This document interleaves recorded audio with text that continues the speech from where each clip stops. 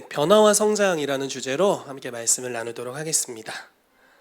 본문 말씀을 같이 읽어볼게요. 잠언 4장 18절 말씀입니다.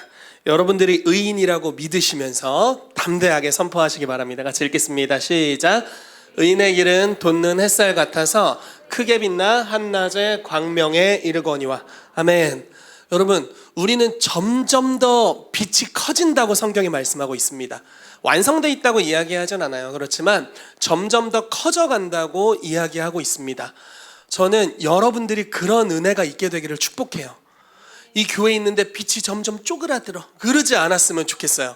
우리가 함께 있을 때 때로는 그러니까 희노애락이 있잖아요. 인생에 희노애락이 있습니다. 항상 좋을 수만은 없어요. 어린 시절에는 꽃길만 가고 싶었습니다. 그러나 현실은 그렇지 않다는 것을 많이 깨달아가게 되었습니다. 그렇죠? 불가능한 일이에요. 그렇지만 점점 더 큰 광명으로 가도록 주님이 우리를 인도해 가십니다. 때로는 내면을 연단하시고요. 때로는 행위를 다루기도 하시고, 때로는 정말 부족하고 연약하지만 하나님의 은혜가 쏟아부어지면서 우리의 삶을 새롭게 하시는 일들이 있습니다. 또 주님이 우리 가운데 놀라운 권능을 주셔서 돌파하시는 경우들도 있고요. 여러 가지들을 우리가 경험합니다. 그걸 통해서 우리가 주님을 더욱 닮아가게 되는 줄로 믿습니다. 저는 이 교회에 그런 은혜가 있게 되기를 예수 그리스도의 이름으로 축복합니다. 아멘. 아멘. 여러분, 그 복음서에 보면은 이런 말씀이 있어요. 바리새인들에게 예수님이 경고하시는 말씀이에요. 너네 회당에서 높은 자리에 앉으려고 하지 마라.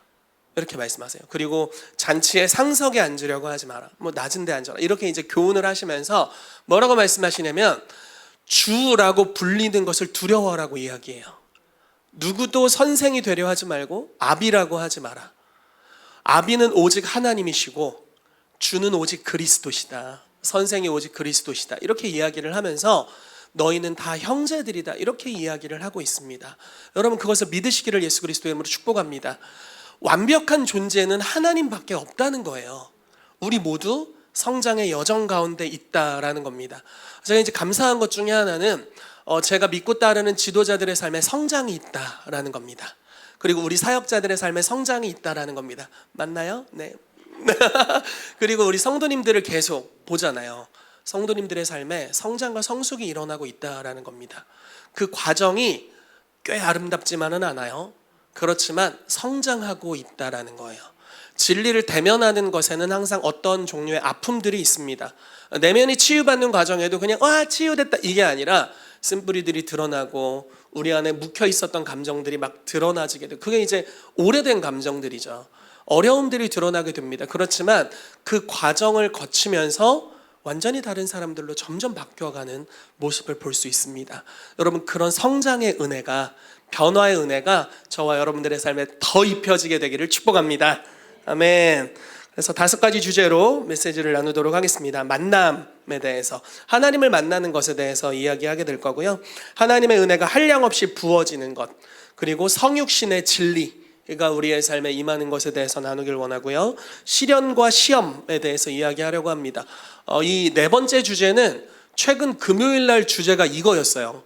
금요일 설교 주제가 시험이었습니다. 시험 들으라는 게 아니라 시험 들지 말라고 그 주기도문 우리 시리즈로 가고 있는데, 시험에 대한 주제여서 더 궁금하신 분들은 금요일 유튜브를 확인하시기 바랍니다. 혹시 우리 성도님들 중에 첩자가 있어 구독, 좋아요, 알림 설정을 하지 않은 경우 빨리 하시기를 부탁을 드리겠습니다. 그래서 시련과 시험에 대해서 나누고 마지막으로 성숙에 대해서 같이 이야기하도록 하겠습니다. 자, 이사야 55장 6절에는 이렇게 말씀하고 있습니다. 같이 읽어볼게요. 시작.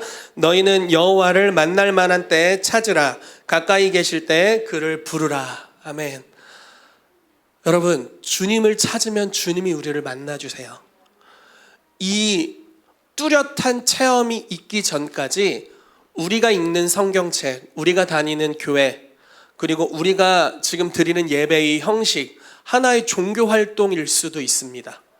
그렇지만 이 만남이 일어나는 순간 이게 종교가 아니라는 걸 여실히 깨닫게 돼요. 책 속에 기록된 하나님은 실제 하셨구나.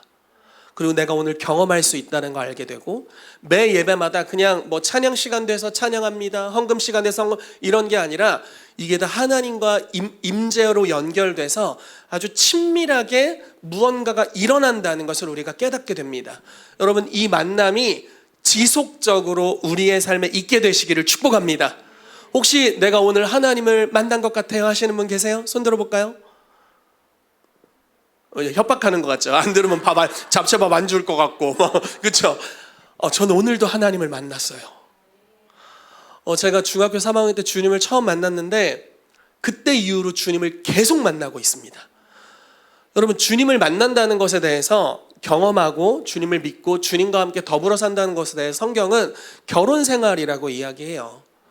여러분, 혹시 별거 중이신가요? 주님과 별거 중이신 분 있습니까? 없으시기를 정말 축복해요. 주님과 더불어 사시기를 축복합니다. 그분을 더 알고 더 깊이 체험하는 은혜가 있게 되기를 바랍니다. 특별히 저는 이제 YCD 이제 유스코스 데이 때 이 만남에 대해서 굉장히 강조하려고 생각하고 있습니다. 왜냐하면 아이들이 주님을 만나는 것이 너무너무 중요하기 때문이에요. 최근에 다니엘이 주님을 만났다는 좋은 소문이 있어요. 그렇죠?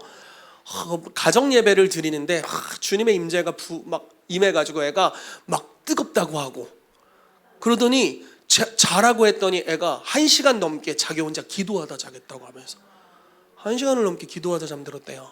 주여, 우리 아이에게도 기적을 주옵소서. 주여! 부모는 간절해집니다. 와, 너무너무 감사한 일이죠. 제가 최근에 또 듣는 좋은 소식은 우리 다솔 전사님 가정에 우리 동생들 여기 와 있어요. 우리 예찬 형제, 가실자매 와 있는데 껐떡하면 집에서 가정 예배를 드린답니다.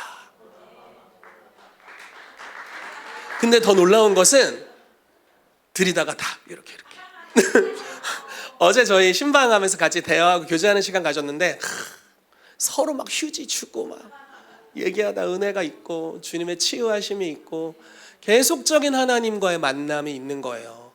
한 번으로 끝나는 게 아니라 한 번 만나고 끝나는 게 계속 만나는 거예요. 만날수록 좋은 그분입니다. 여러분, 매일마다 주님의 임재를 체험하시기를 축복해요. 성경은 하나님을 만날 수 있는 조건에 대해서 무엇이라고 이야기하냐면 아주 단순해요. 이것은 자격에 대한 영역이 아니에요. 원하는가에 대한 영역이에요. 잘 들어보세요. 자, 뭐 30일 동안 죄 짓지 않고 살고 찾아와, 뭐 이런 게 아니에요. 여태까지 네가 어떻게 살았는지, 야, 어떻게 네가 나를 만난다고, 이런 게 아닙니다. 갈망하는가의 영역이에요. 원하냐? 만나고 싶어? 그래, 만나줄게. 이렇게 하시는 분이세요. 성경의 수많은 인물들 중에 자기가 깨끗해서 주님을 만난 경우는 없어요. 있을 수가 없지. 우리가 어떻게 깨끗합니까? 내가 내 속을 아는데.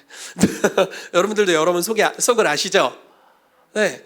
우리가 어떻게 우리의 자격으로 하나님을 만납니까? 불가능한 일이에요. 오히려 그분을 만나면 깨끗해져요. 그분의 마음 안에 있는 것들이 우리의 마음에 흘러 들어오니까요.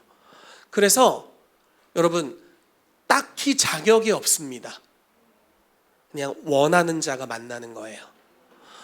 예전에 제가 우리 장경동 목사님 설교를 듣는 게 제 취미 생활이었습니다. 약국에 갔더니 약국 약사님이 그 교회 성도님이셨나 봐요. 갑자기 설교 테이프를 주시는 거예요. 뭐였냐면 여의도 순복음교회에서 설교하셨는데, 그때 제가 중학교 때였으니까 진짜 옛날이죠. 뭐 그 설교, 부흥의 설교 테이프였습니다. 근데 초입에 이렇게 하시는 거예요. 근데 이 교회에서 한번 한 적 있어. 참새가, 새끼들이 부모에게 이제 밥을 달라고 짝짝짝짝짝짝짝짝짝 이렇게 했다는 거예요. 그래서 이제 아빠 새가 저기 날아가서 먹을 것을 가지고 왔다는 겁니다. 다 참새들이 막 새끼들이 짝짝짝짝짝짝짝짝 하는데 유독 한 놈이 짝 이렇게 삑살이 났어. 짝 이렇게 했다는 거예요. 얘가 특별히 배가 고프구나. 줬다는 거예요. 엄마가 또 날아갔다 또 짝짝짝짝 짝 얘한테 또 줬다는 거예요. 갈망하는 자가 받는 거예요. 그리고 갈망하는 자가 만나는 거, 이거는 다른 게 없어요. 이거는 뭐 다른 요소가 없어요. 뭐 죄를 짓든 안 짓든 어떻게 살든 상관없어요. 그냥 갈망하는 자가 주님을 만나는 거예요. 그래서 간혹 주님을 먼저 만난 이들 중에 성격이 좀 이상한 사람이 있을 수 있어요. 다 이것 때문에 그래. 갈망하는 자가 만나서. 왜냐면 어려움을 많이 당해서 성격이 조금 이상해졌어. 그래서 살기 위해 주님을 갈망한 거예요. 혹시 저를 그렇게 보고 계신가요? 여러분들 이야기입니다. 여러분들 이야기예요. 다 우리 얘기잖아요. 우리 얘기. 이게 막 엄청 바른 사람은 아니에요. 근데 하나님을 갈망했단 말이에요. 이 세상에 우리 힘으로 할 수 있는 게 없구나. 그리고 하나님 너무 필요하구나 라는 걸 알고 주님을 갈망합니다. 그리고 주님을 경험하게 돼요. 그때부터 더 이상 종교 생활이 아니에요. 하나님 매일 체험하고 관계하고 주님의 임재가 너무 좋고 그분이 가까이 계실 뿐만 아니라 항상 성장의 영역에는 필요한 것들이 각기 다릅니다. 저희 아이는 요즘 선교원을 다니는데 선교원 갈 때 챙겨줘야 될 것들이 뭐 별거 없어요. 도시락 가방, 물통 이런 거 챙겨주고 뭐 세이펜이라고 있습니다. 빨간 펜 같은 거. 그거 하나 챙겨주고 뭐 이렇게 챙겨서 가방 매서 이렇게 보내주면 돼요. 그리고 화요일 날 체육 시간 있으니까 체육복 입혀서 보내고 뭐 이런 것들입니다. 그게 아이 때 필요한 거예요. 근데 제가 필요한 건 또 다른 종류의 것이죠. 여러분들이 필요한 건 또 달라요. 근데 하나님은 그거를 그때그때에 맞게 다 주세요. 주님의 임재로부터 모든 공급이 오게 됩니다. 그래서 여러분 주님을 만나시기를 축복해요.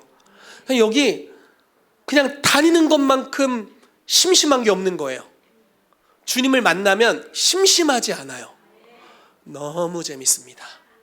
옛날에 제가 술도 안 먹고 담배 옛날에 피다 끊었지. 아무튼 끊고 거룩한 삶을 이렇게 살아가니까 막 사람들이 물어봐요. 너는 무슨 재미로 사냐고. 근데 제가 볼 땐 제가 훨씬 재밌어 보여. 저는 항상 기쁨이 넘치거든요. 훨씬 재밌어요. 주님의 임재와 함께 사는 것만큼 기쁜 것이 없습니다.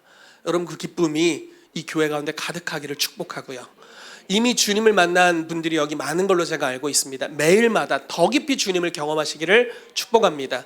그리고 이 시간 축복하는 것은 여러분들을 통해 여러분들의 주변의 사람들이 주님을 만나는 역사가 일어나게 되기를 예수 그리스도의 이름으로 축복합니다. 아멘. 이렇게 우리가 주님을 만나면 이제 아주 특별한 시즌을 경험하게 돼요. 뭐냐면 한량없는 은혜가 부어집니다. 이때는 뭐 그냥 눈만 떠도 눈물이 나고 눈만 감아도 눈물이 나고 걸어도 눈물이 나고 이런 아주 행복한 시즌입니다. 말씀을 같이 읽어보도록 할게요. 누가복음 5장 4절에서 11절 말씀입니다. 자, 제가 한 절 읽고 여러분들이 한 절 읽을게요. 말씀을 마치시고 시몬에게 이르시되 깊은 데로 가서 그물을 내려 고기를 잡으라.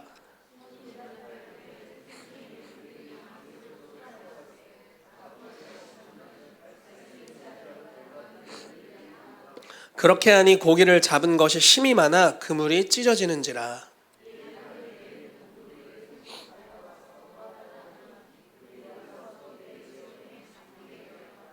시몬 베드로가 이를 보고 예수의 무릎 아래에 엎드려 이르되 주여 나를 떠나소서 나는 죄인으로소이다 하니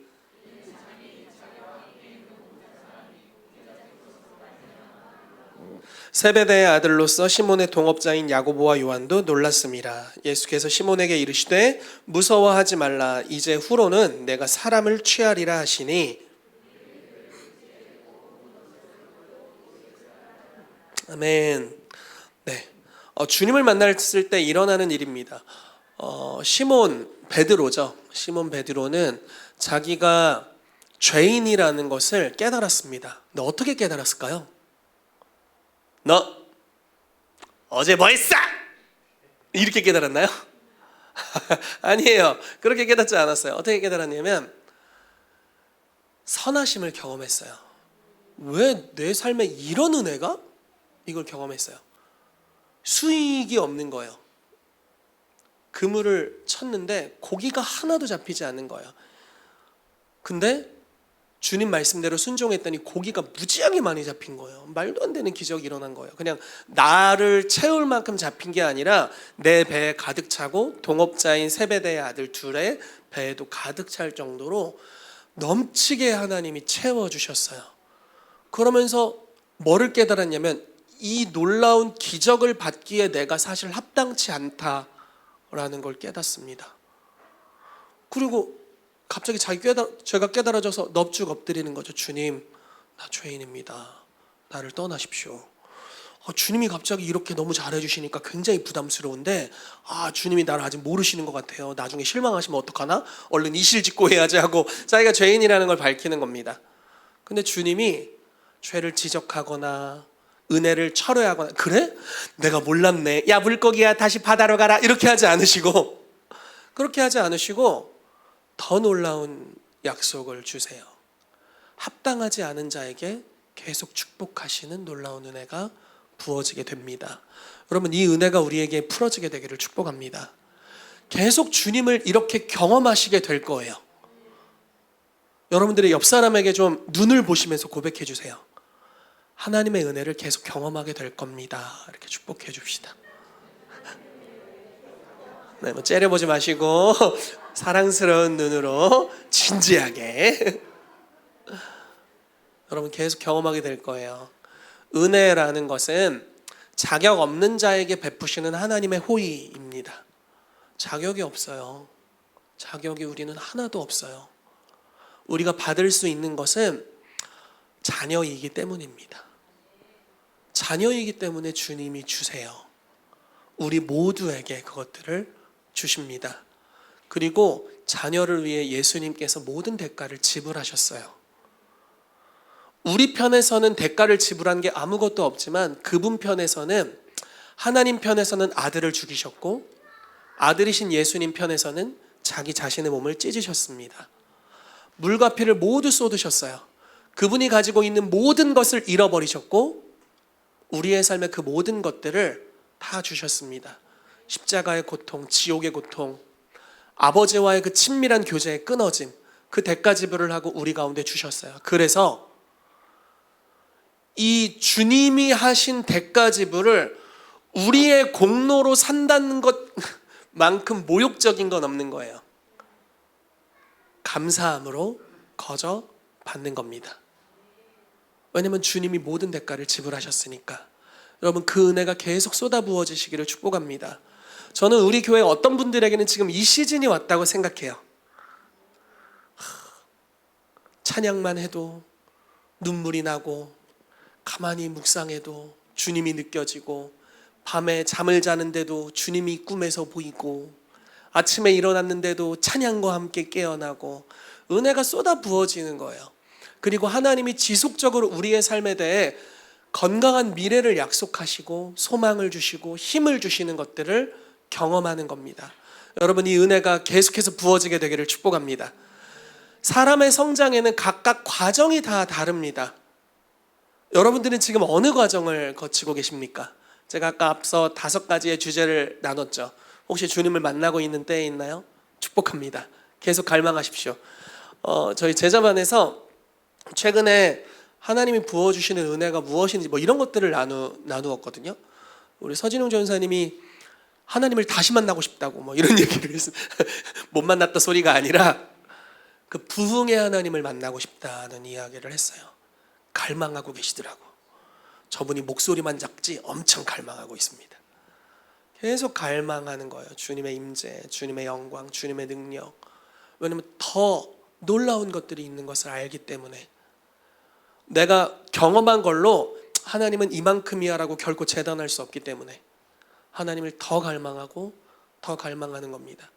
사람의 100년의 노력보다 한 번 주님을 만나는 게 더 효과적일 수 있어요. 주님 놀라우신 분이니까 그 부흥의 하나님을 갈망하는 겁니다.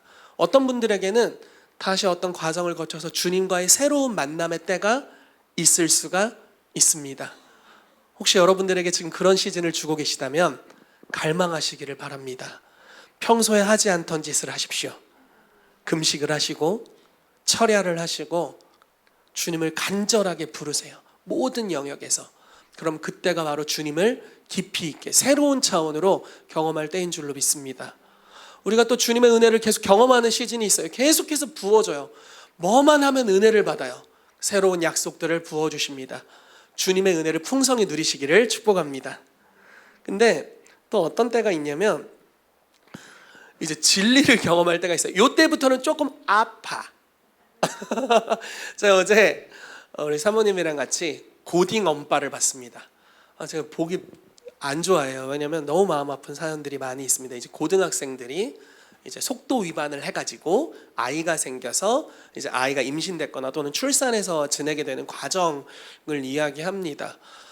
마음 아픈 사연들이 참 많이 있어요. 그 중에 아마 대부분이겠지만 준비되지 않은 상황에서 아이가 생겼고, 그래서 경제적인 많은 어려움, 젊기 때문에 꿈은 있지만 현실은 너무 각박하고, 예를 들어 아내와 함께 태교 여행을 가고 싶었던 거예요. 당연히 그런 마음이 있죠. 아내를 너무 사랑하니까. 어리지만 여전히 아내를 사랑하는 거죠. 태교 여행을 계획을 했어요. 근데 보증금이 없어. 쫓겨나게 생겼어.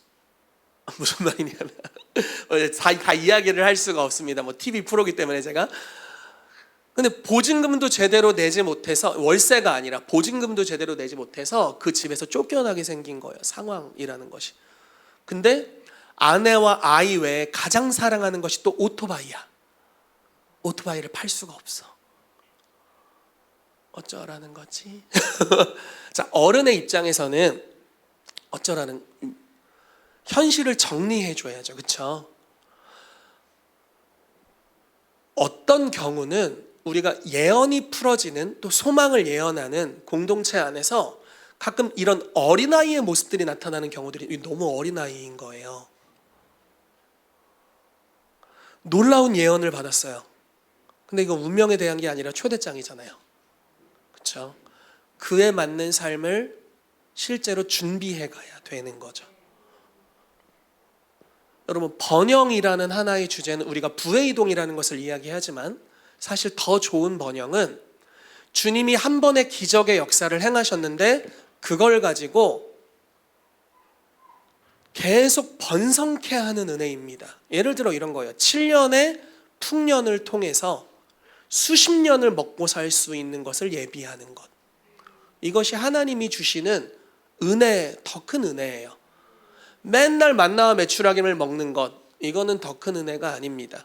하나님이 우리의 삶에 기적을 베푸시고 은혜를 주시면 그것을 잘 경영해서, 경영한다는 것은 체질화되어 있는 거예요.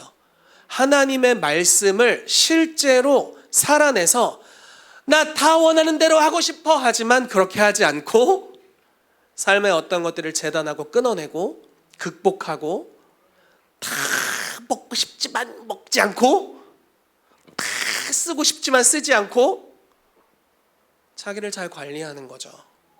욕망에 따라 하지 않고, 그리고 재정을 모아들여서 창출하는 겁니다. 그걸 보는데 너무 마음이 아프더라고요. 근데 교회 안에서도 이런 모습이 있을 수 있다는 생각이 한편엔 좀 들더라고요. 하나님 많은 은혜를 주시죠. 계속 부어져요. 그런데 제자도의 영역으로 들어가지 않으면 아무것도 이루어질 수가 없습니다. 오중사역에서는 이것을 교사의 사역이라고 이야기하기도 해요. 하나님 높은 차원의 부르심을 주십니다. 그리고 높은 차원의 성숙을 요구하세요. 네. 이때부터 우리의 인생의 연단이 시작되는 것입니다. 이건 좋은 소식이에요. 하나님이 우리를 어린아이로 두지 않겠다고 그분이 결단하신 겁니다. 그래서 높은 차원의 성숙으로 인도하세요. 그냥 응애만 해도 잘했다 하던 시절이 있었습니다. 제가 응애를 해보세요. 그게 잘했답니까? 잘했다가 아니죠. 죄송해요. 똥만 잘 싸도 칭찬받았던 때가 있어요. 어린아이 시절. 이야, 똥이 황금 생긴 걸 보니 장이 아주 튼튼하구먼 내 새끼. 이럴 때가 있었다고요. 지금 그걸 보여줄 수가 없지, 내가 여러분들에게. 그러니까 어린아이의 일을 버리고 성숙의 영역으로 들어가는데, 성경에선 그 영역들을 우리의 삶에 말씀해 주시는 겁니다. 이건 율법이 아니에요. 이거는 우리의 삶에 무거운 짐을 지게 하는 것이 아닙니다. 자녀에게 훈계하고 좋은 면으로 징계하고 교훈을 주고 성장시키는 것입니다. 여러분, 이 과정은 진지하게 받아들여야 되는 과정이에요. 이 과정을 실제로 소화해내기 시작하면 이때부터 진짜 변화가 일어나기 시작합니다. 여러분, 이것을 만약에 즐거움으로 받아들일 수 있다면 여러분들의 삶은 거의 한 달 단위로 변화될 거예요. 하나님의 진리의 말씀을 어떤 구절을 봤어요. 내 삶과 너무 달라. 그래서 내 삶을 이 말씀대로 살기로 결단하는 겁니다. 그리고 실제로 그렇게 살아내는 거예요. 하고 싶은 거 많고 먹고 싶은 거 많고 막 내 마음대로 저지르고 싶은 거 많지만 그렇게 망둥이처럼 살지 않고 하나님의 말씀대로 하나하나 삶을 살아가기 시작하는 겁니다. 그랬더니 변화가 일어나요. 우리 안에 성령님이 도와주시고 실제로 죄가 잘려나가기 시작하고 하나님의 영광과 임재가 우리의 삶에 부어집니다. 말씀을 성육신하게 돼요. 그리고 기록된 말씀에서 이야기하고 있는 형통함이 오게 됩니다. 자, 이 말씀을 잘 보세요. 오직 강하고 극히 담대하여 나의 종 모세가 내게 명령한 그 율법을 다 지켜 행하고 우로나 좌로나 치우치지 말라. 그리하면 어디로 가든지 형통하리니. 이렇게 말합니다. 하나님의 말씀을 지켜 행하래요. 자, 율법이 율법이 아니라고 하긴 좀 그렇지만, 자, 무거운 짐을 지워서 못 지켰지 두드려 패 이러려고 주는 법이 아니에요. 자, 이 법의 목적은 형통하게 하려는 목적입니다. 여러분, 하나님의 말씀의 목적은 형통하게 하기 위해서 주신 거예요. 그래서 이 말씀대로 살면 어디로 가든지 형통할 거래요. 대전에서도 형통하고, 청주에서도 형통하고, 구미에서도 형통하고, 서울에서도 형통하고, 뉴욕시티에서도 형통하고, 해외 어디를 가든지 형통한 말씀입니다. 어디서든지 통해요. 시편 1편 말씀에는 여호와의 말씀을 율법을 주야로 묵상하래요. 그러면 철을 따라 과실을 맺는데요. 언제든지 열매 맺는데요. 와, 이런 비법이 어디 있습니까? 이런 비법이 어디 있냐고요. 하나님의 말씀을 따라 우리 자신을 깎아내기 시작하면 어디로 가든지 형통케 된다라는 겁니다. 러시아에 갔는데 아주 놀라운 목사님을 만났습니다. 이름도 되게 독특하세요. 로만 돈브라스카스. 러시아의 HM 사도이십니다. 그분이 마약 중독자의 삶을 살았어요. 뱀파이어처럼 살았대요. 관 속에 누워 있었대요. 마약했고 밤에만 돌아다니고 키도 막 엄청 커요. 그러다가 옆집 사람이 복음을 전해줬는데 복음을 들으면서 마약을 한 거예요. 복음을 듣다가 마약을 하는데 천국을 경험했어요. 너무 좋은 거야. 복음 때문이라고 생각을 못하고 마약 때문이라고 생각한 거죠. 그래서 계속 하길래 다시 했어요. 지옥을 경험한 거야. 너무 무서워. 그리고 나서 약간의 과정이 있었지만 예수님을 영접하고 마약을 끊게 됐어요. 자기가 경험한 하나님의 능력이 엄청났기 때문에 그 마약이 주는 쾌락은 사실 이 세상 어떤 것보다도 크다고 하더라고요. 안 해봐서 모릅니다. 근데 성령님을 경험했는데 이보다 더 큰 거예요. 그래서 끊어져 버린 거예요. 그리고 나서 이분의 사역, 복음전도 전략이 뭐였냐면 마약 중독자들이 있는 곳으로 찾아가요. 그리고 너희 자유케 되길 원하냐? 따라와라 해서 공동체 생활을 합니다. 그리고 이분이 경험한 그 제자도를 동일하게 경험하게 해줘요. 그럼 마약이 다 끊어져요. 그 사회도 해결하지 못하는 문제를 해결하고 있는 거예요. 저희가 갔을 때 약 20여 개국의 교회를 개척한 걸로 알고 있습니다. 그때가 10년 전이었으니까. 근데 전도 전략이 너무 단순해요. 하나님이 마약을 끊게 하셨기 때문에 중독자들에게 찾아가서 마약을 끊어주는 일을 합니다. 하나님의 말씀은 언제나 효과가 있으니까요. 그래서 그 일을 하는 거예요. 어떻게 하면 형통하는지를 성경을 통해 발견한 사람이 있다고 해봅시다. 제가 우크라이나에서 만났던 선데이 아델라자라는 목사님은 자기의 삶이 재정적으로 건강하지 않다라는 것을 깨달았대요. 그래서 2년 동안 성경에서 말하고 있는 재정, 이런 재물에 대해서 연구를 했답니다. 너무나 비성경적으로 살고 있더래요. 근데 이때 이 목사님 어떤 상황이었냐면 유럽에서 제일 큰 교회 담임 목사님이었어요. 성도는 2만 명이 넘었고요. 굉장히 많은 재정들이 오고 있지만 사실 경영이 그렇지 못했던 거예요. 그래서 회개했고 자기의 삶을 이제 하나님의 말씀에 맞춰서 살기 시작했대요. 9개월을 그렇게 살았대요. 삶이 완전히 바뀌었대요. 원래는 항상 인생이 마이너스였는데 똑같은 수입원에 9개월을 하나님의 말씀에 따라 살아내니까 백만장자가 됐대요. 저희가 갔을 때는 수입을 자기가 측정할 수가 없다고 이야기를 했어요. 조금 부럽기도 하고 아무튼 그랬습니다. 그리고 약 400권의 책을 썼고요. 50대 초반인데 일주일에 한 권씩 책을 쓰고 있대요. 재미난 건 자기에게만 이게 역사하지 않는다는 것을 알고 성도들에게 가르쳤습니다. 그리고 2년 과정에 아주 빡센 제자 훈련 과정을 만들었어요. 이름하여 백만장자 스쿨. 이름 괜찮죠? 백만장자 스쿨. 그래서 예를 들어 빚이 많은 선교사님이 이 스쿨에 들어온 거예요. 선교사님이에요. 후원으로 먹고 살아. 빚이 많아요. 2년이 지났는데 백만장자가 돼서 선교를 하고 있어요. 어떻게 이런 일이 일어났을까? 하나님의 말씀에 감추어져 있는 재정에 대한 원칙들을 그냥 주여 배고프나이다 까마귀를 보내주옵소서 이렇게만 한 게 아니라 삶을 갈아낸 거예요. 나 이 스쿨 가고 싶으면서도 가고 싶지 않아. 왜 그러냐면 그대로 안 살면 다음 거를 안 준대요. 진짜 그렇게 사냐를 증명해야 돼요. 매 순간, 매일마다. 그래서 그렇게 살면 그걸 줘요. 그 다음 거를. 삶을 갈아내는 겁니다. 가정에 대해서도 어떻게 하면 화목해 될 수 있는지 하나님의 말씀으로 연단을 받을 수 있습니다. 주님 저 인간 좀 바꿔주십시오 이렇게 기도하는 걸 멈추고 말씀으로 나를 깎아내기 시작하면 성육신하기 시작하면 화평과 화목함이 가정에 오게 되죠. 아멘. 모든 영역에 형통할 수 있는 비결이 여기 있습니다. 하나님의 말씀에. 왜냐하면 주님은 우리들을 성장시키기를 원하시거든요. 그래서 여러분 말씀을 사랑하시기를 축복합니다.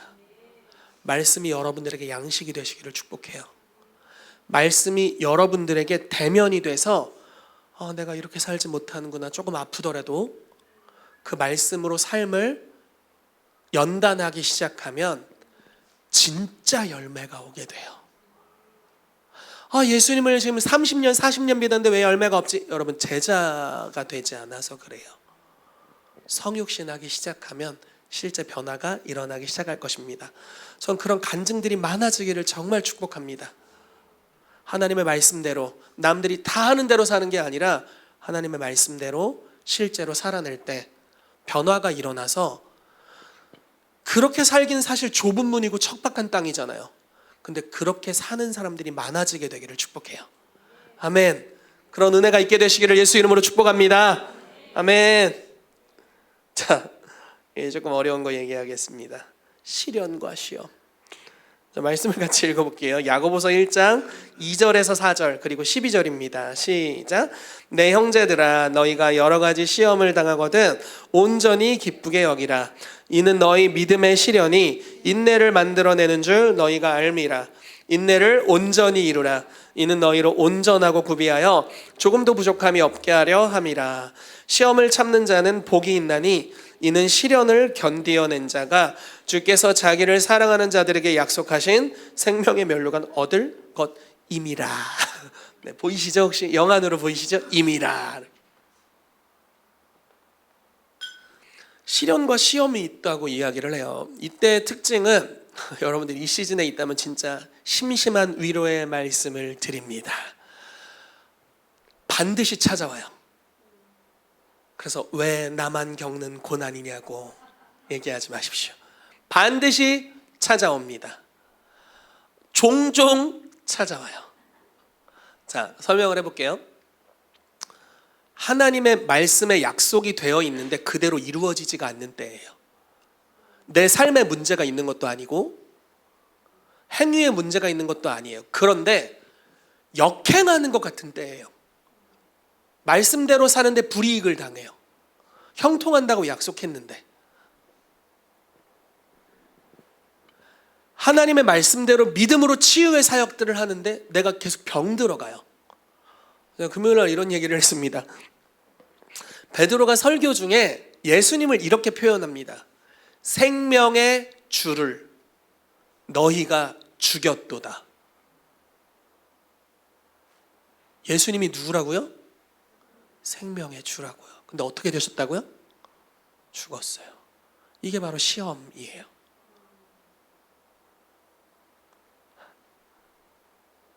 가장 부유하신 하나님의 아들이 가난하게 되셨다.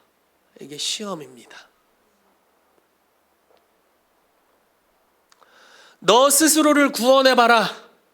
저가 남은 구원하였으되 자기를 구원할 수 없도다. 이게 바로 시험의 때입니다. 와, 이건 뭐 변명할 말도 없고 굉장히 힘든 시간입니다. 여러분, 어떤 시련들은 지 죄 때문에 오는 경우도 있습니다. 솔직히 많이 있어요. 근데 어떤 시련들은 그런 것 때문에 오지 않는 경우도 많이 있어요. 왜냐하면 시험하는 자가 이 땅에 있기 때문이에요. 마귀 새끼가 다니기 때문입니다. 그리고 어떤 때는 사실 우리가 이제 뭐 축사도 할 줄 알고 귀신도 쫓을 줄 알죠. 그래서 어떤 때는 뭐 시험을 가지고 오더라도 예수 이름으로 떠나갈지어다만 보통 갑니다. 보통 때는 가요.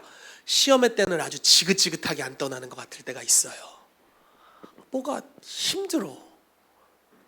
요셉이 꿈을 꿨죠. 그리고 어떻게 됩니까? 시험 당합니다. 형들이 미워하더니 팔아먹어요. 하나님은 높이 올릴 것을 말씀하셨는데, 그리고 그게 주님의 부르심이고 나를 향하신 주님의 뜻인데 거기로 가야 되는데 반대로 갑니다. 팔려가요. 비참함을 당합니다. 부르심은 다 먹여 살리는 부르심이에요.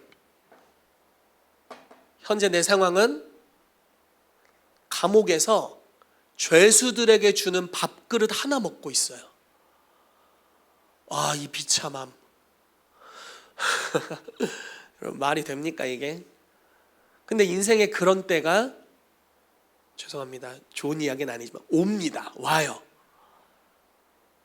좀 약 올려볼까요? 반드시 옵니다. 반드시. 더 약 올려볼까요? 종종 옵니다. 종종 와.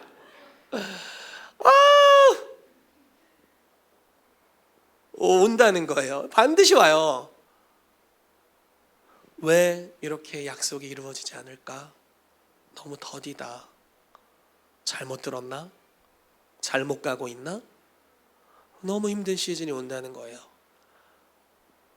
근데 와, 야고보 진짜 이 형님 한번 천국 가서 만나봐야 돼. 자, 2절 보세요. 너희가 여러 가지 시험을 당하거든 온전히 기쁘게 여기래요. 지금 정신병에 걸린 것 같아. 시험을 당했다는 건 마음의 여유라는 게 있을 리가 없잖아요. 근데 시험을 당해봤고 종종 당하셨고 견디고 인내하시고 승리하신 분이 비결을 알려주는 겁니다.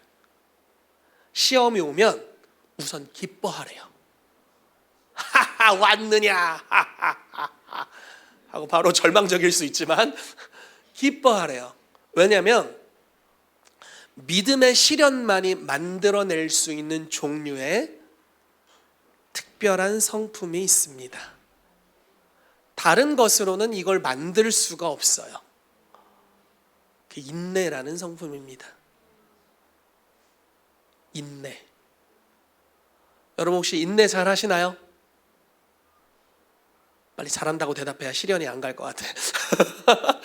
왜냐면 이 시련만이 만들어줄 수 있는 특별한 성품이에요.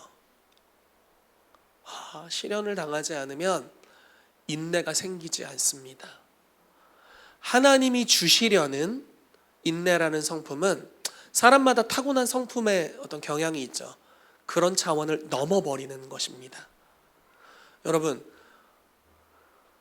믿음의 시련을 잘 통과하면 쓴뿌리가 생기는 게 아니라 인내가 생깁니다. 이거를 잘 아셔야 돼요. 환난을 당한 많은 성도들이 있습니다. 왜냐면 우리의 삶에 어려움이 종종 찾아오니까요. 그렇지만 잘 견디어낸 분들의 삶에는 쓴뿌리가 아닌 인내가 생깁니다. 그래서 저는 여러분들의 마음에 여러 환난을 통과하면서 인내가 생기시기를 축복해요. 환난을 잘못 통과하면 예민 보스가 되어갑니다. 건드리기만 하면 폭발해요. 환난을 많이 당해가지고. 근데 여러분 잘 견디고 이기셔야 돼요.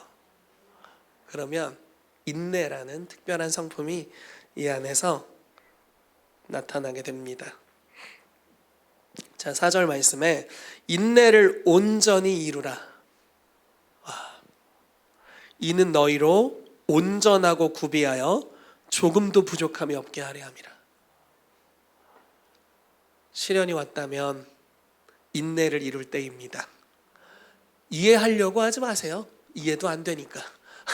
이 기간은 뭐 맥락 없이 이해도 안 되는 때예요. 도대체 내 인생이 어쩌다 이렇게 됐는가? 이해가 되지 않습니다. 그런데 주님을 신뢰하고 참고 견디는 겁니다. 그럼 어떤 역사가 일어나냐면 문제가 해결되지는 않아요. 당장 문제가 해결되지는 않습니다. 그런데 주님의 임재가 있어요. 참 신기한 일이에요. 내 마음에 갈등을 일으키고 어렵게 했던 그 환경적 요소나 어떤 요소가 해결이 된 건 아니에요. 문제 그대로 있어요. 근데 주님의 임재가 와요. 그리고 주의 말씀이 우리를 연단합니다. 근데 해결은 안 되고 이 주님은 있고 해결은 안 돼요. 혹시 주님도 없다면 조금 생각은 해봐야 돼요. 좀 간절히 찾아야 돼요. 주님도 없으면 조금 위험해요. 그거는 깊은 상담이 필요할 수 있습니다. 주님이 계셔야 돼. 시련 가운데 주님의 임재가 있어요. 그 주의 말씀이 우리를 교훈합니다. 그리고 환경이 바뀌는 게 아니라 내 속에서 뭔가 변화들이 일어나기 시작해요. 욥을 생각해 보세요. 욥은 물론 내면의 연약함이 있을 수 있겠지만 죄진 게 없어요. 그리고 환난이 왔습니다. 죄를 지지 않았는데 환난이 왔어요. 그리고 하나님한테 따집니다. 주님, 이게 주님이 공의로우시기 때문에 내 삶에 벌어진 일입니까? 내가 주님을 위해 얼마나 수고하고 내가 얼마나 많은 일들을 했는데 왜 내 삶에 이런 재앙이 옵니까? 오히려 죄를 행하는 자는 형통하고 의를 행하는 내 삶에는 왜 재앙이 임했습니까? 하나님은 불의하시다고 계속 소리를 질러요. 소리를 계속 지른다고. 그렇잖아요. 어려움을 당하면 하나님이 불의한 것 같아. 내가 옳고 하나님이 불의하다고요. 계속 소리를 지르고. 그랬더니 나중에 친구들이 시험하다가 마지막에 하나님이 직접 등장하셔서 답을 할 수 없는 질문을 하세요. 너 바닷물이 몇 리터인 줄 알아? 이런 거 질문하세요. 별을 내가 어떻게 지었는지 네가 아니? 낙타 새끼가 뱃속에서 생겨서 어떤 성장의 과정을 거쳐서 태어나는지 네가 알아? 바다 깊은 곳에 리워야단이라는 어쨌든 그런 생물을 이야기하면서 그게 어떻게 거기 있는 줄 아니? 내가 바닷물과 육지 사이의 경계를 정했을 때 네가 그것에 대해서 깨달을 수가 있어? 알 수 없는 것 투성을 질문을 하십니다. 그것 하나 알 수 없으면서 네가 어떻게 하나님을 판단하냐 이렇게 얘기하는 거예요. 근데 웃기죠?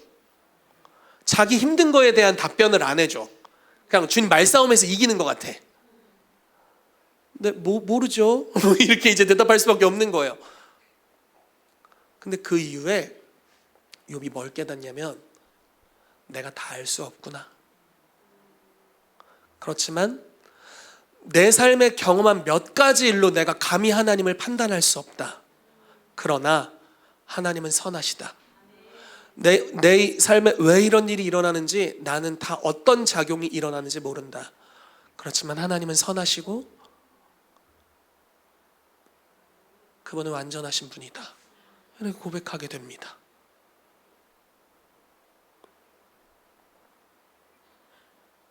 그리고 나서 주님이 욥을 축복하세요. 9개월 정도의 연단이 끝납니다. 그 이후 140년을 더 살았대요. 하나님의 선하심을 맛보면서. 여러분, 연단은 그리 길진 않습니다.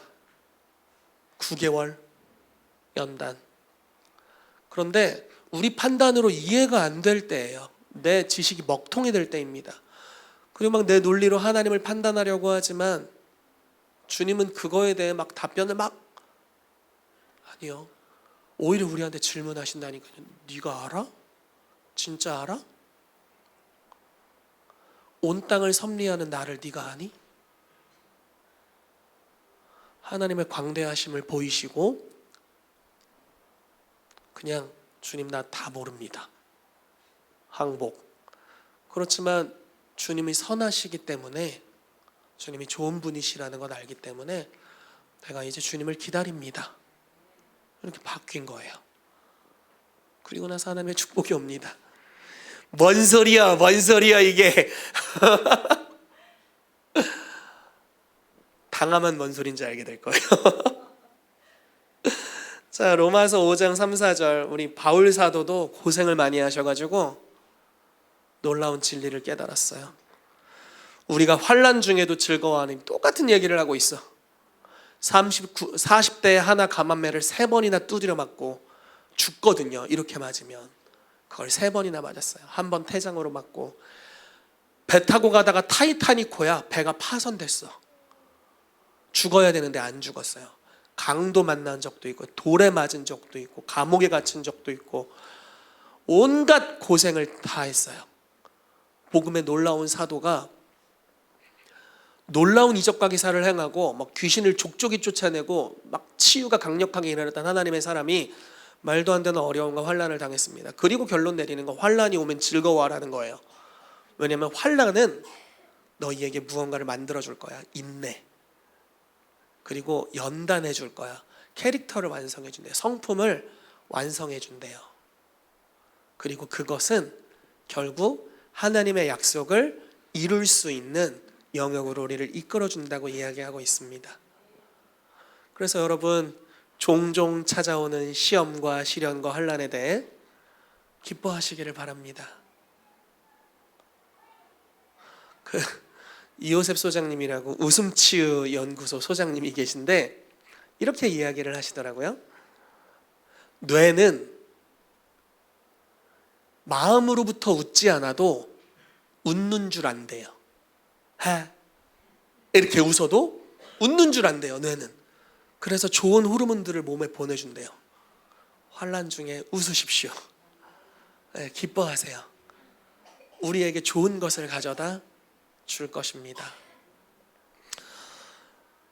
그리고 나서 우리가 이제 성숙의 과정으로 가게 됩니다. 여러분, 성숙한 삶이라는 것은 완전한 삶이 아닙니다. 성숙하다는 것은 내가 아무것도 아닌 것을 알고 하나님이 완전하신다는 걸 아는 거예요. 그리고 주님을 의지하며 사는 그 모습이 성숙입니다. 이게 바로 기독교에서 말하는 성숙이에요. 내 지혜를 따르지 않고 하나님의 지혜를 따르는 삶, 내 능력을 따르지 않고 하나님의 능력을 따르는 삶, 그때그때마다 주님으로부터 듣고 순종하는 삶, 이것을 성숙한 삶이다라고 말씀하고 있습니다. 선악과를 따먹은 지혜로 자기 스스로를 지혜롭게 여기지 않고, 나의 판단을 판단으로 여기지 않고 주님이 말씀하시는 것을 곧이곧대로 듣고 다 이해가 되지 않아도 순종하는 삶을 성숙이라고 말합니다. 그 여정이 바울의 삶에 있었어요. 제가 말씀을 읽어드리겠습니다. 우리가 이 보배를 질그릇에 가졌으니 이는 심히 큰 능력이 하나님께 있고 우리에게 있지 아니함을 알게 하려 하심이라. 이게 바로 성숙의 여정입니다.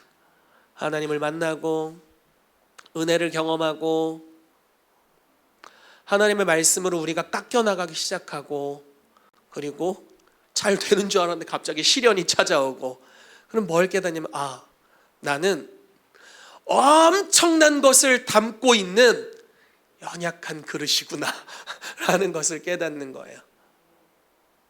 이게 바로 우리의 정체성입니다. 너무너무나 약하지만 우리 안에 가장 귀한 분이 담겨 있습니다. 이 성숙의 여정으로 걷게 되시기를 예수 그리스도의 이름으로 축복합니다. 저는 우리 교회가 계속 이런 성장의 과정을 겪는 것 같습니다. 너무너무 감사하고 좋아요. 쉽진 않죠. 뭔가 좋은 확장들만 있었으면 좋겠죠. 그렇지만 그것은 남는 게 별로 없어요. 속이 빈 강정과도 같습니다. 안고 없는 찐빵 그런 것 같아요. 근데 이 교회에 성장이 있습니다. 연단이 있습니다. 연단 받는 사람들이 보여요. 아이고 어떡하나, 연단을 받고 있네.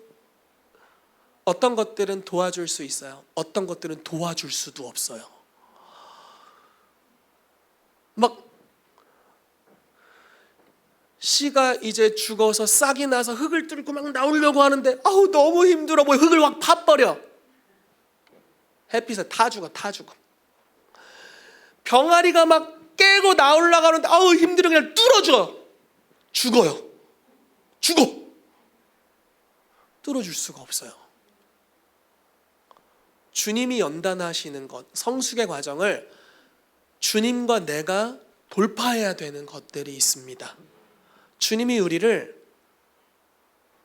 성장하는 자들로 부르셨기 때문이에요. 여러분, 그 은혜가 우리 교회에 넘치게 되기를 예수 그리스도의 이름으로 축복합니다. 그래서 매주 여러분들의 얼굴이 달라지기를 바라요.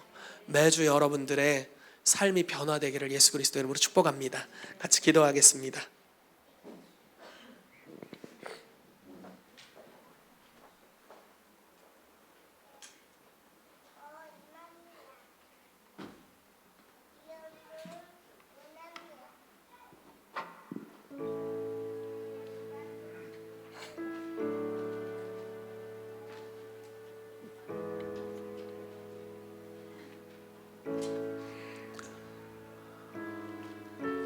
여러분, 엠마오로 가는 두 제자가 있었습니다. 두 제자는 지금 주님을 떠나고 있습니다. 절망을 경험했거든요. 모든 민족의 왕이 되실 분으로 메시아로서 예수님을 생각했지만 그 생명의 주가 죽으셨어요. 그래서 예루살렘에서 일어났던 그 흉악했던 사건을 기억하면서, 그렇지만 그분의 삶에서 나타났던 놀라운 이적과 기사를 추억하면서 고향으로 돌아가고 있었을 겁니다. 그런데 그 여정에 주님이 오십니다. 여러분, 주님의 임재는 어디에나 갑니다. 주님을 떠날 때도 주님이 거기 계세요. 너무 절망해서 연단 가운데 있을 때도 주님이 거기 가십니다. 요셉이 감옥에 있을 때도 주님의 임재가 거기 가요. 그리고 하나님의 말씀을 주십니다. 모든 성장의 과정에 주님이 거기 함께 하세요. 씨를 뿌리는 자가 있고 물을 주는 자가 있으나 자라게 하시는 이는 여호와이십니다. 하나님이세요. 그래서 주님의 임재는 항상 그 성장의 과정 가운데 함께 하십니다. 계속 함께 하세요. 그 사람의 상태가 어떠냐와 상관없어요. 이름 자체를 임마누엘이라고 하셨어요. 여러분, 지금 어느 때에 계십니까? 혹시 주님과 만나야 합니까? 지금 주님이 가까이 계세요. 자격 다른 거 없습니다. 구하십시오. 사모하세요. 그냥 교회에서 가르쳐준 사모하는 방법도 있을 수 있겠지만 여러분들의 마음의 갈망을 가지고 사모하세요. 그러면 주님이 여러분들을 만나 주실 겁니다. 주님이 때로는 폭포수 같은 은혜를 부어주실 때가 있죠. 합당치 않은데 왜 많은 은혜를 부어주시나. 그리고 어떤 때는 이제 진리의 영으로 우리를 다듬기 시작하십니다. 정말 연단된 만큼 열매 맺는 걸 보여주세요. 안 된 것에 열매가 없어요. 시즌이 바뀐 거예요. 이제 우리를 갈아 넣어야 될 때가 되는 겁니다. 그렇게 한참을 살아내고 있는데 이제는 순종에도 열매가 없는 때가 와요. 시련의 때. 내가 여태까지 믿었던 모든 것을 부인당하고 있는 것 같은 환경이 오게 됩니다. 응답이 속히 오지 않고 역행하는 것 같은 시간들이 와요. 근데 인내하라고 말씀하십니다. 우리는 다 알지 못하는구나. 많은 진리를 알고 경험했지만 하나님의 광대하심을 다 알 수 없구나. 다만 우리가 믿는 것, 하나님은 선하시고 우리의 목자가 되시고 우리를 인도하시기 때문에 내가 아무것도 알 수 없지만 주님을 신뢰합니다 라고 고백하는 것입니다. 주께서 거기서 우리를 또 건져주시고 우리가 질그릇인 것을 깨닫게 하실 뿐만 아니라 주님은 보배이신 것을 알게 하십니다. 이러한 여러 번의 과정을 통해 주님이 우리를 놀라운 성숙으로 이끌어 주십니다. 여러분들이 지금 어느 때에 있습니까? 그 때에 맞는 기도를 하십시오. 주님이 여러분들과 함께 하시고 여러분들의 삶을 공급하실 것입니다. 같이 기도하도록 하겠습니다. 여러분, 이 시간 우리가 주님께 귀 기울이며 나아갑시다. 여러분, 아무리 힘들어도 주님의 임재는 항상 거기 있습니다. 우리의 때에 맞는 은혜를 주기 위해서 저와 여러분들 앞에 은혜의 보좌가 펼쳐져 있다고 히브리서 말씀에 기록되어 있습니다. 거기로 나가면 때를 따라 돕는 은혜를 얻을 수 있습니다. 여러분들 지금 어느 시즌에 있습니까? 주님을 가까이서 만날 때에 있다면 주님을 그곳에 나아가서 부르십시오.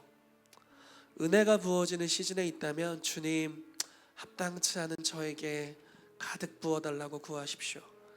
진리의 말씀 우리를 연단하시는 때에 있다면 주여 지혜와 계시의 영을 주셔서 하나님의 말씀을 깨닫게 하시고 이 말씀으로 나를 갈아엎어 주시고 성육신해 달라고 기도하십시오. 연단과 시련의 때에 있다면 기뻐함으로 인내를 온전히 이루도록 기도하십시오.